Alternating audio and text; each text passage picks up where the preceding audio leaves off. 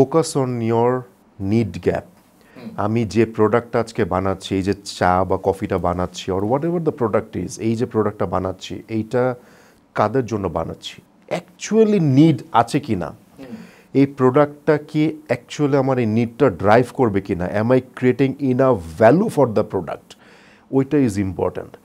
সেটা যদি না হয়, আজকে যদি আপনি 2 টাকা 5 টাকা 10 টাকা একটা প্রোডাক্ট নামালেন যেটা does not have any nutritional need, যেটা does not have any taste profile, যেটা কাদের জন্য বানিয়েছেন সেটা আপনি নিজেই জানেন না, সেটা ডিস্ট্রিবিউশন মেকানিজম ঠিক নাই, যেটা 10 টাকার প্রোডাক্ট থাকার কথা রুরালে আপনি ডিস্ট্রিবিউশন করে রেখেছেন গুলশানে।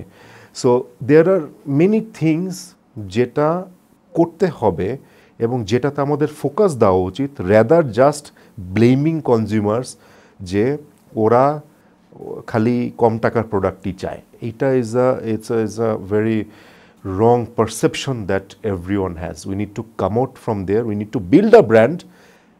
We need to create value. And when I say value, it's not only product and deliverables.